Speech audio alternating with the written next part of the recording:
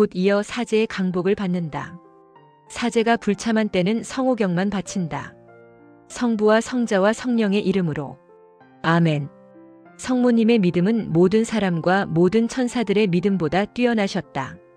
성모님은 베들레헴의 마구간에서 아드님을 보고 그분께서 이 세상의 창조주이심을 믿으셨다. 아드님께서 헤로데의 박해로부터 몸을 피하시는 것을 직접 목격하면서도 그분께서 왕 중의 왕이시라는 믿음에는 조금도 흔들림이 없으셨다. 그 아드님께서 자신의 몸을 통해서 태어난 것을 알면서도 그분께서 영원한 존재이심을 믿으셨다. 가난하여 일상 용품마저 없이 지내시는 것을 보고도 그 아드님께서 바로 온 우주의 주인이심을 믿으셨다. 아드님께서 집 더미 위에 누워 계신 모습을 보고도 그분께서 바로 모든 권능을 지니신 분이심을 믿으셨다. 한마디 말씀조차 없으셨음에도 성모님은 그분께서 영원한 지혜 그 자체이심을 믿으셨으며 아드님의 울음소리를 들으며 그분께서 바로 낙원의 기쁨이심을 의심치 않으셨다. 그리고 마침내 십자가에 매달리어 온갖 모욕을 당하며 돌아가실 때 다른 모든 사람들은 믿음이 흔들렸지만 성모님은 아드님께서 하느님이셨다는 믿음을 조금도 주저하지 않고 굳건히 지키셨다. 성 알퐁소 마리아 데 리구오리. 이 인용문은 레지오 기도문의 일부가 아님. 제23장 레지오 기도문은 변경하지 못한다. 레지오의 기도문은 변경할 수 없다. 기도문 중에서 성인께 대한 호칭 기도 역시 국가나 지방의 성인 또는 어느 특정 성인을 추가하거나 바꿔서는 안 된다. 그러한 교체나 추가가 거론될 만한 사유가 있는 지역이라 하더라도 예외는 없다. 이러한 규칙은 희생을 요구하지만 이미 가장 큰 희생을 바탕으로 세워진 규칙이다. 레지오의 모든 규칙을 만든 나라가 아일랜드이고 아일랜드의 주보인 파트리치오 성인이 국민들로부터 얼마나 뜨거운 사랑을 받고 있는지를 아는 사람이라면 다른 국가나 지역에서 왜 이 같은 희생을 받아들여야 하는지를 쉽게 납득하게 될 것이다. 특정 성인께 대한 호칭 기도를 용인하는 것. 그 자체는 레지오 단원이 공통적으로 바치는 기도문을 크게 달라지게 만들지는 않는다. 그러나 그 안에는 레지오 조직 체계를 흐트러지게 할 싹이 들어있어 레지오로서는 그러한 어린 싹마저도 염려하는 것이다. 다시 강조하지만 레지오의 정신은 그 기도문에 나타나 있다. 그러므로 어느 나라 말로 바치든 가장 정확하고 통일된 공통 기도문을 바치는 것은 레지오의 깃발 아래 모여 봉사하는 모든 단원들의 정신과 규율이 완전히 일치되어 있음을 드러내는 것이다. 여러분은 그리스도의 자녀이듯 또한 로마의 자녀이다. 성 파트리치오. 사랑하는 주님, 제가 간구하는 바를 얻기 위해서 노력하는 은총을 주소서. 성 토마스 모어. 제24장 레지오의 수호 성인들. 일성 요셉. 레지오의 기도문에는 예수 성심과 성모 성심께 대한 호칭 기도 다음에 요셉 성인이 나오는데 이는 요셉 성인이 하늘나라에서 예수님과 성모님 다음 가는 자리를 차지하고 계시기 때문이다. 요셉 성인은 성가정 안에서 예수님과 성모님을 위하여 가장으로서의 기본적인 역할 이외에 특별한 임무까지도 맡아 수행하셨다. 성인들 중에서 가장 위대한 요셉 성인은 성가정 안에서 하셨던 일보다 더하지도 덜하지도 않은 똑같은 임무를 그리스도의 신비체와 이 신비체의 어머니이신 성모님을 위하여 지금도 수행하신다. 요셉 성인은 교회의 존재와 활동이 올바로 유지되도록 도와주신다. 따라서 레지오 역시 이 성인의 돌보심에 의존하고 있다. 이 성인의 보살핌은 우리에게 활기를 주며 어버이의 사랑을 듬뿍 느끼게 한다. 이러한 요셉 성인의 능력은 성모님 다음 가는 영향력을 지니게 되므로 레지오는 이 성인의 돌보심을 올바로 이해하고 받아들여야 한다. 요셉 성인의 사랑을 우리 안에 가득히 받아들이기 위하여 우리는 이 성인이 우리에게 쏟으시는 헌신적인 사랑에 보답하는 자세로 우리의 마음을 완전히 열어놓아야 한다. 예수님과 성모님도 늘 요셉 성인에 대해 마음을 쓰셨고 성인이 두 분을 모시느라 쏟은 온갖 정성스러운 노력에 대하여 성인에게 항상 감사하는 마음을 지니고 계셨다. 그러므로 레지오 단원들도 요셉 성인을 언제나 정성껏 모셔야 한다. 복되신 동정 마리아의 배필 성 요셉 축일은 3월 19일이다. 노동자 성 요셉 축일은 5월 1일이다. 역사 안에서의 예수님의 삶과 그리스도 신비체인 교회 안에서 지속되고 있는 요셉 성인의 신비적 삶을 서로 떼어놓고 생각할 수 없다. 여러 교황들이 요셉 성인을 교회의 수호자로 선언한 것은 그럴 만한 이유가 있다. 시대와 방법의 변화 속에서도 요셉 성인의 임무는 항상 변함이 없다. 그리스도 교회의 수호자로서 이 성인이 하시는 일은 세상에서 하셨던 일에 못지않다. 나자렛 시대 이후 하느님의 가족은 꾸준히 불어나 땅 끝까지 퍼져나갔다.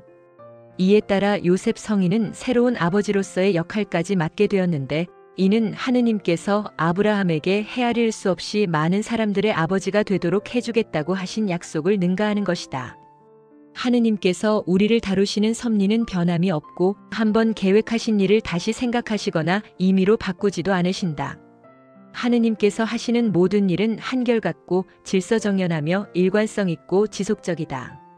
따라서 예수님의 양부이신 요셉 성인은 모든 세대를 통하여 예수님 형제들의 양부이시기도 하다. 예수님을 낳으신 성모님의 배필성 요셉은 이 세상에서 그리스도 신비체의 지체들이 교회의 신비적 탄생을 계속하는 동안 줄곧 성모님과 신비스럽게 일치하고 계신다. 그러므로 이 땅에 하느님의 왕국인 교회를 확장하기 위하여 활동하는 레지오 마리의 단원들이 갓 태어난 교회인 나자렛 성가정의 가장이었던 요셉 성인의 특별한 보호를 바라는 것은 당연한 일이다. 쉬넨스 추기경. 이 사도 성 요한.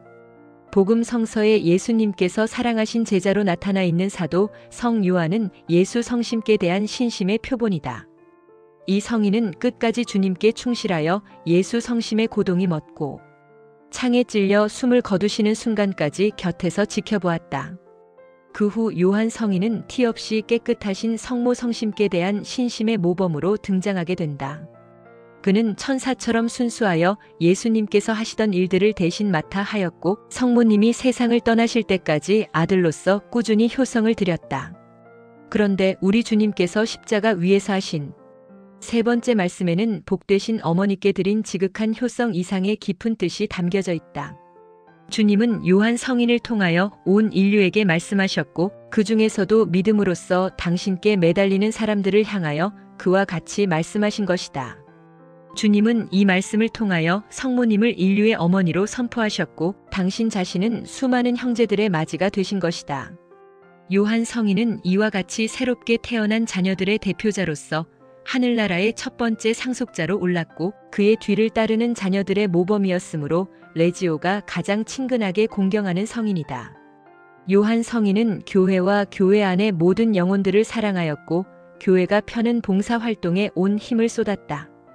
그는 사도이자 복음사가였으며 한평생 주님을 위해 희생함으로써 순교자와도 같은 영광을 누리게 되었다. 요한 성인은 성모님을 끝까지 모신 성모님의 후원자였다. 그러므로 레지오 마리에를 돌보며 성모님의 모습을 생생하게 본받으려고 노력하는 모든 영적 지도자들의 특별한 수호 성인이기도 하다. 사도 성 요한의 축일은 12월 27일이다. 예수님께서는 당신의 어머니와 그 곁에 서 있는 사랑하시는 제자를 보시고 먼저 어머니에게 어머니, 이 사람이 어머니의 아들입니다. 하시고 그 제자에게는 이분이 너의 어머니이시다. 하고 말씀하셨다. 이때부터 그 제자는 마리아를 자기 집에 모셨다. 요한 19, 26-27 산몽포르의 성 루도비코 마리아. 어떤 특정 성인이나 지역의 수호자를 레지오의 수호 성인으로 받아들이지 않기로 한 결정에 비추어 볼 때 몽포르의 복자 그리니용을 포함시키는 것은 얼핏 논란의 소지가 있는 것처럼 보인다. 그러나 레지오 발전에 이분만큼 큰 역할을 한 성인이 없다. 레지오 마리의 교보는 이분의 정신으로 가득 차 있고 레지오의 기도문들은 바로 이분이 하신 말들을 그대로 반영하고 있다. 이분은 사실상 레지오의 스승이므로 레지오가 이 성인의 이름을 부르는 것은 거의 도의적으로 당연한 의무이다. 몽포르의 성 루도비코 마리아의 이름을 호칭 기도에 넣기로 한 레지오의 결의문.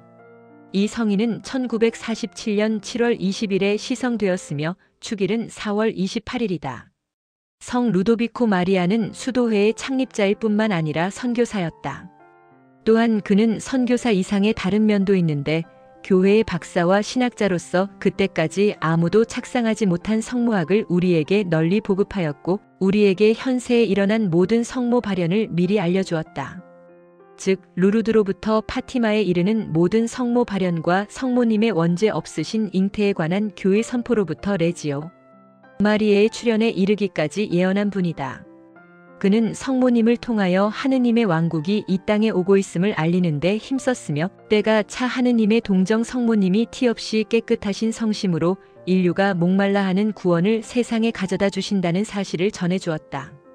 페데리고 테데스키니 추기경 성 베드로 대성전 주임 사제 1948년 12월 8일 성 베드로 대성전에서 행한 몽포르의 성 루도비코 마리아 동상 제막식 강론. 나는 성난 짐승 같은 무리들이 미칠 듯이 달려와서 그 사나운 이빨로 이 작은 책과 성령께서 이 책을 쓰도록 하신 사람을 갈기갈기 찢어버리거나 아니면 적어도 이 책을 괴짝의 암흑과 침묵 속에 묻어버려 다시 나타나지 못하도록 하리라는 것을 뚜렷이 내다본나. 그 무리들은 심지어 이 책을 읽고 실천하는 사람들까지 공격하고 박해할 것이다. 그러나 그것이 무슨 문제가 되겠는가? 그러한 일이 일어나면 일어날수록 오히려 더 좋은 것이다. 이러한 일들을 생각할 때마다 용기가 솟아나고 더욱더 크나큰 성공을 하리라는 희망을 갖게 된다. 다신 말하면 앞으로 다가올 가장 위태로운 시대의 마귀와 세속과 부패와 싸울 막강한 군단, 즉 예수님과 성모님의 용감, 무쌍한 남녀 병사들로 이루어진 대군단이 나타날 것이라고 나는 확신한다. 몽포르의 성 루도비코 마리아 1716년 선종 복되신 동정 성모님께 대한 참된 신심. 사대천사 성 미카엘. 성 미카엘은 천상 궁정에서 으뜸가는 대천사이지만 성모님을 공경하고 또한 성모님이 공경받으시도록 하는 일에 가장 열성적인 천사이다. 그는 성모님께 봉사하는 이들을 찾아가 도와주라는 성모님의 분부가 내려지기를 기다리며 항상 대기하고 있다. 성 아우구스티노. 성 미카엘은 신, 구약시대를 통틀어서 항상 선택된 백성들의 수호자로 있다. 그는 언제나 교회를 충실히 수호하였으며 유다 민족이 등을 돌렸다 해서 그들을 보호하는 임무를 중단하지 않았다. 오히려 그는 그 임무를 더욱 강화하였는데 유다 민족은 보호를 절실히 필요로 했고 또한 예수님과 성모님 그리고 요셉 성인이 바로 유다 혈족이시기 때문이었다. 레지오는 미카엘 대천사 밑에서 활동한다. 레지오는 그로부터 영감을 받아 주님께서 영원한 사랑의 계약을 맺은 백성들이 다시 되돌아오도록 하는 일에 애정을 기울여 온 힘을 쏟아야 한다. 주님의 만군 사령관 여호 14인 성 미카엘 대천사 축일은 9월 29일이다. 계시에 따르면 영광의 빛에 쌓인 성삼위의 살 속에 참여하고 있는 천사들은 하느님의 섭리가 정하신 인류 구원사의 중대한 순간순간마다 그들에게 주어진 역할을 맡아 하도록 부름받고 있다. 천사들은 모두 하느님을 섬기는 영적인 존재들로서 결국은 구원의 유산을 받을 사람들을 섬기라고 파견된 일꾼들이 아닙니까? 히브 1:14하며 히브리인들에게 보낸 편지의 저자는 묻고 있습니다. 교회는 성서를 근거로 하여 이를 믿고 가르치는데 착한 천사들이 맡은 일은 하느님 백성을 보호하고 백성들이 구원되도록 관심을 기울이는 것입니다. 교황 요한 바오로 2세 1986년 8월 6일 일반 아련에서 5대천사 성 가브리엘. 어떤 전례서 에는 성 미카엘과 성 가브리엘 두 대천사를 천상의 귀공자이며 용맹한 투사로서 그리고 천상 군단의 지휘관이요 천사들의 우두머리이며 하느님의 영광을 위해 일하는 시종이요 우리 인간을 지켜주는 수호자이며 안내자로서 칭송하고 있다. 성 가브리엘은 마리아에게 구세주를 잉태하게 되리라는 소식을 전한 대천사이다.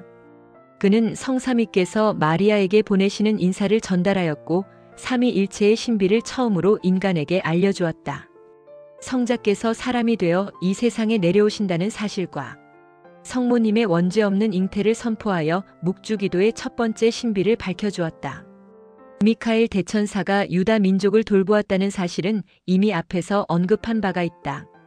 가브리엘 대천사의 경우에는 회교도에 대하여 깊은 관심을 두고 있다고 말할 수 있다. 회교도들은 그들에게 신앙을 전해준 분이 가브리엘 대천사라고 믿고 있다. 이러한 주장은 비록 근거는 없지만 그에 대한 회교도들의 관심을 엿볼 수 있게 해주며 가브리엘 대천사 역시 적절한 방법으로 그들의 관심에 보답하려고 힘쓸 것이 분명한 일이다. 그 방법이란 자신이 수호하는 그리스도교의 계시를 회교도들에게 일깨워주는 것이다. 그러나 그분 혼자의 힘만으로는 회교도들의 회두를 실현시킬 수 없기 때문에 언제나 우리 인간이 그 역할의 일부를 맡아서 가브리엘 대천사를 도와야 한다. 회교 경전 코란에는 예수님과 성모님께서 두드러지게 눈에 띌 정도로 중심적인 위치를 차지하고 계시면 복음서와 거의 같게 설명되어 있으나 다만 그 두 분께서 맡으신 역할은 아무것도 없는 것으로 나타나 있다. 그러므로 예수님과 성모님께서는 회교도들에게 당신 자신들이 어떤 분 이시라는 것을 밝히실 수 있도록 누군가가 와서 도와주기를 기다리고 계신다. 레지오는 이와 같은 일을 도울 수 있는 능력을 부여받았고 또한 회교도들이 레지오 단원들을 따뜻이 받아들이고 있음이 이미 증명된 바 있다. 코란의 가르침에는 우리가 나서서 덧붙여 설명해 주어야 할 내용들이 너무나 많이 들어있다. 성 미카엘, 성 가브리엘, 성 라파엘 대천사의 합동축일은 9월 29일이다. 성서는 가장 높은 품의 천사 한 분이 인간의 눈에 띄는 모습으로 파견되어 마리아께 강생의 신비를 알려주는 장면을 우리에게 보여준다. 천사가 마리아께 하느님의 어머니가 되리라고 아뢰는 것은 마리아가 하느님의 어머니가 되어 모든 천사들 위에 군림하는 권한과 힘과 지배권을 가지시기 때문이다. 교황 비오 12세는 회칙 하늘의 모후에서 대천사 가브리엘은 마리아의 고귀한 임무를 알리는 최초의 하늘나라 사신이었다. 고 말했다. 성 가브리엘은 하느님을 위해서 중요한 사명을 수행하는 사람들이나 중요한 소식을 전하는 사람들의 수호자로 공경받고 있다. 그분이 하느님의 말씀을 마리아께 전달하는 순간 마리아는 온 인류를 대표하였고 가브리엘 대천사는 모든 천사들을 대표하였다. 세상 끝날 때까지 우리 영혼 안에 영감을 불어넣어줄 이 두 분의 대화로 하늘과 새로운 땅을 일으켜 세우는 조약이 맺어졌다. 이렇게 볼 때 하느님의 말씀을 마리아께 전한 그 천사는 얼마나 훌륭한 분인가. 그가 단지 수동적인 전달자의 역할을 맡은 분이라고 과소평가한다면 잘못된 일이 아닌가. 성 가브리엘은 모든 사정을 훤히 알고 있었으므로 마리아가 하느님의 뜻을 헤아릴 수 있도록 가능한 근거를 여러모로 제시해드렸으며 또한 하느님의 대변인으로서 마리아의 질문에 공손한 태도로 충실히 답변했다. 이렇게 하여 성 가브리엘과 성모님의 만남에서 창조 사업이 새롭게 시작되었다. 첫 번째 하와가 완전히 허물어뜨린 것을 새로운 하와가 와서 다시 일으켜 세운 것이다. 천사들을 포함하는 그리스도 신비체의 머리이신 주님은 새로운 아담으로서 우리 인간뿐만 아니라 배반한 천사들 때문에 더럽혀진 모든 천사들의 명예까지도 회복시켜 주셨다. 미카엘 오케롤 신부, 육성모님의 천상 군단인 모든 천사들, 레지나 안젤로룸, 천사들의 모후, 우리의 어머니이신 성모님께서 언제나 천사들의 군단에 둘러싸여 호위를 받고 계시는 모습을 상상해 보니 너무나 황홀하여 마치 하늘나라를 미리 보는 듯하구나. 교황 요한 23세. 성모님은 하느님 군단의 총사령관이시다. 천사들은 진을 친 군대처럼 두려운 성모님의 지극히 영광스러운 병사들이다. 부돈 천사들. 레지오 기도문에는 처음부터 천사들의 도움을 바라는 다음과 같은 호도가 들어있었다. 대천사 성 미카엘, 저희를 위하여 빌어주소서. 우리의 거룩한 수호 천사들이여, 저희를 위하여 빌어주소서. 초창기에는 천사들과 레지오의 밀접한 관계가 지금처럼 뚜렷이 밝혀져 있지 않았다. 그러나 우리는 레지오가 이 기도문을 바치고 있었기 때문에 천사들의 인도를 받아왔다고 생각해야 한다. 시간이 지나면서 천사들에게 의지하는 것이 당연하다는 사실이 점차 분명해졌는데 이는 천사들이 바로 레지오의 싸움을 지원하는 하늘나라의 동맹군이라는 사실을 알게 되었기 때문이다. 이 동맹군은 각기 서로 다른 분야를 맡아 싸우고 있다. 레지오의 모든 행동단원과 협조단원에게는 곁에서 치열한 싸움을 거들어주는 수호천사가 있다. 어떤 의미에서는 이 싸움이 레지오 단원들보다 오히려 천사들에게 더 큰 뜻이 있는데 천사들은 하느님의 영광과 불멸하는 영혼의 가치에 대한 인간들의 무지가 이미 위태로운 상태까지 이르렀음을 뚜렷이 알고 있기 때문이다. 따라서 천사들의 관심은 높을 수밖에 없으며 그들은 결코 실수하는 일이 없다. 그런가 하면 천사들의 싸움에는 다른 천사들도 모두 관심을 가지고 함께 나선다. 예를 들면 레지오가 활동 대상으로 삼고 있는 사람들도 그들을 지켜주는 수호 천사가 있어.